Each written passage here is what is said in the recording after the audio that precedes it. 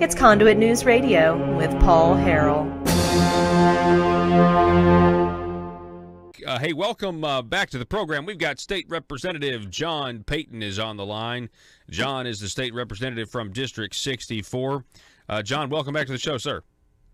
Thank you. Good morning, Paul. How you doing today? Man, I'm doing great, doing fantastic. Happy belated Independence Day. That's Sorry, right. I missed wishing you an Independence Day a couple days ago. No, absolutely, yeah. How was your Independence Day celebration, by the way? Oh, my goodness. I had all my family out to the farm, and we just had a family gathering, fireworks. But, you know, it's great to wake up every morning in the United States of America and enjoy the independence and freedoms that our founders gave us. Yeah, no, it certainly is. I completely agree with that. Well, the reason I want to have you on, John, is because, I know you are in the car business, and I know you were also outspoken back in 2017 against the tire tax proposal that levied these new taxes on our tires. And, of course, now the regulations are now coming, and the regulations are being debated that are, the funding came from the taxes. And I just wanted to get your thoughts on this. Have you changed your mind at all since, No. Go ahead. Paul, I guess I'm a little bit stubborn, but, yeah, I fought really hard against this idea for two reasons. Number one, I usually oppose taxes and tax increases, and until we become better at prioritizing and handling the responsibility of how we spend the taxpayers' money in Little Rock, I don't see a need to increase the revenue. I think we need to be getting a handle on our priorities down there and spending it in different ways than what it currently is. But other than just the fact that it was a new fee or tax, I opposed it because of the regulation, and I felt like it was going to be very burdensome on the people that handle tires, because it is a cradle-to-grave tracking system on every tire that enters the state of Arkansas, and there's going to be a lot of people that handle used tires, especially that don't have a lot of profit margin, or they're buying and selling tires for 15, 20, 50 bucks, and I don't think they're going to submit to the tracking system. So if they fall out of the supply chain, well, then those tires that should have been recycled by putting them on the next automobile and wearing them out are going to flood into our waste tire system and be shredded and destroyed and stored and warehoused until they can be, and just further bog down the system. Because I still say the best way to recycle a tire is to make sure you wear it completely out. And having owned a couple of new car dealerships, well, when you're displaying vehicles for sale, you want a great set of tires on it. So if you've got 50% or 40% worn out tires, you may replace those, and that generates some very nice takeoffs. And if they have a $50 or $75 value or $100 value, they're probably still going to make it back out onto the street. But by putting more burdensome regulations and a tracking system that people are expected to follow, I believe a lot of those tires that are only worth 10 to 50 bucks will no longer get back out on the street, and we'll be shredding them. And I oppose the tax, but I also oppose the cradle-to-grave tracking system that came with it. There seems to be an idea with the Arkansas Department of Environmental Quality where they believe that water coming in contact with a rubber tire is somehow an environmental hazard. Did you pick up on that in the last meeting? Well, and they're very good at making their arguments and coming up with the worst case scenarios on how something may be environmentally unsafe. There's a lot of breeding ground in Arkansas, as you know, for mosquitoes, with or without those tires, I think. And unless they're burned or melted or something, I don't know how coming in contact with water is a hazard other than the breeding of mosquitoes. And we hate mosquitoes, especially this time of year, and it's definitely a issue that people would be sympathetic with, and that's what government and politicians are very good at, is pointing out something that people would be very sympathetic towards. But in all reality, I don't think a mosquito has much trouble finding breeding grounds in Arkansas. Is there? I guess my question is, if you're creating, and this is the infancy of like you said, a cradle to grave tire tracking system, is there the possibility in the future that you're going to have, a private entity get a contract, to manage all of this? I mean, it seems like this is just the beginning, and it is an expansion of government. It's a new role for government. What do you think about that idea?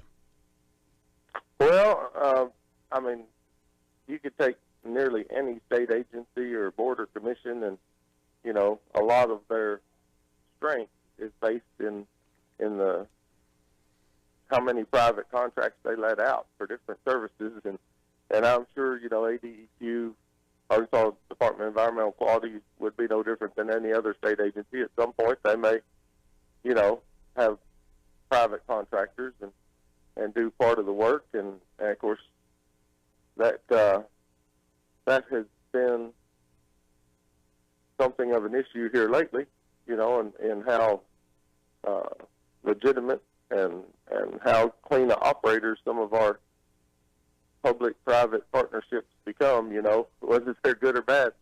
In my district, we had a landfill that had a lot of investors and was there, to serve 4 or 5 counties, and the people managing it evidently did not have a profitable way of conducting business, and it basically went bankrupt. Well, then the state steps in to try to protect the investors in the landfill. And, I'm in business, and I've invested in bad ventures before where, nobody comes in and bails me out if my venture goes sour. And I don't, they're currently imposing a tax on a couple of counties in my district to try to recoup the money and protect the investors in that landfill. And so, we call them private contracts, and we call them, they make it sound like it's a great thing that we're going to privatize some of the government services, but it's definitely a breeding ground for trouble also if it's not properly managed. So I want to kind of talk about how we got to this point. You tell me if I'm wrong or not. I think this is what I picked up from a business owner, Arkansas business owner R.D. Hopper. I had him on a couple of days ago about this issue. Milton Friedman, State Representative Payton, basically said that the maintenance of a free society is a difficult thing to maintain because it requires you to be able to put up with temporary evils, understanding that if the government steps in to try to do something about them, you not only may make the problem worse, but you'll get bad results elsewhere. And so there obviously was a perceived problem that somebody brought to the forefront, and I understand that maybe there was somebody somewhere that dumped a bunch of tires where they shouldn't be. And is that the temporary evil we couldn't tolerate?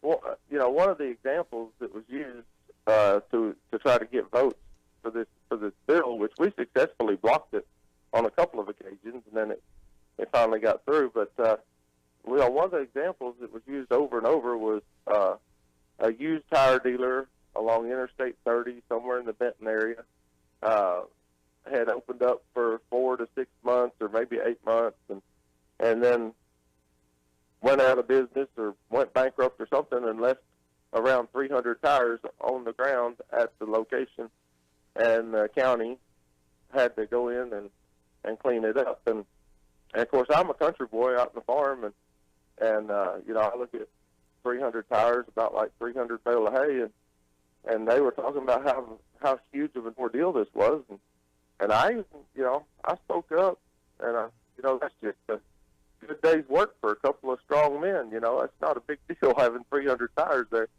But, I look at a situation like that being from the business community, and I see a man that tried to venture and lost his hat and ended up out of business because he couldn't make a profit or whatever with his expenditures, and they look at that and they see a nuisance,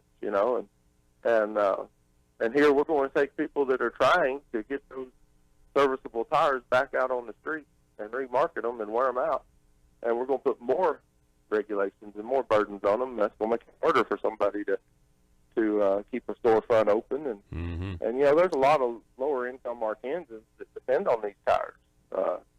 It's not everybody can have the luxury of a nearly new set of tires and maintenance-free driving. I mean, some of them have to buy a cheap tire. And of course, when I had my new car stores, we done a lot of tire sales and putting tires on inventory that was for sale on the used cars, and we would stack any tires that were not good enough for us to want to reuse or resell. We'd stack them out back until we had a truckload to haul off to the recycler. And you know, people came in there at night and over the weekends and helped themselves to some cheap tires, you know, that weren't real good. And whenever I read this bill and this regulation that they were proposing, I was like, okay, as a new car store doing that, we would have to, you know, put a chain link fence around them, lock them down, because we are now accountable to the state for every tire we take off a rim, and making sure that it either goes in the hands of a licensed reseller or a licensed recycler, you know, or, you know, to the collection point. That's all going to have records done. So the days of leaving 10% in the field and letting somebody come in and help themselves are just being regulated right out the window. Yeah, and that, of course, makes it harder, like you said, on low-income Arkansans. And I feel like what you just said before that, I mean, we're experiencing this whole thing because, you know, somebody tried to open a small business and failed and left 300 tires on the ground. And that is the definition of not being able to put up with a temporary evil, demanding the government step in and try to do something about it when they should have just left well enough alone. And now here we are. And the last question, we're talking with State Representative John Payton. What about the rural concept, or the rural communities? These folks are having trouble staffing some of these drop-off sites, I understand, and the government wants them to be staffed, you know, and not, you know, nobody can be left unsupervised to just drop off the tires where they're supposed to drop off. Is that right? Well, there's a lot of that has been fluid. It seems that there were some complaints lodged, and ADQ has been sympathetic to some of those complaints and trying to relieve.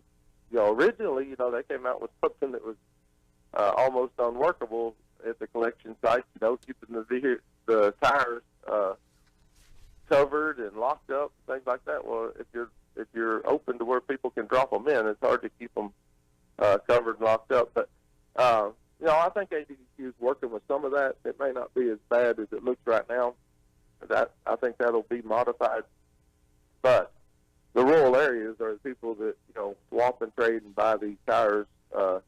And you know, I grew up in the rural community, and I think those are the ones that are going to hurt the most. Because I mean, at the very least, let's just assume that everybody that handles that tire is willing to stay in business and put up with regulations. Well, instead of it being $25, it's going to cost $50. You know, and so not only is it a $2 or $3 tax on the tire every time it changes rims, but you know, the regulation is another tax that creates a higher cost of doing business to get those used tires handled and back out in the market. And so, you know, the poorest Arkansans will pay the tax 2 or 3, 4 times. That's another thing.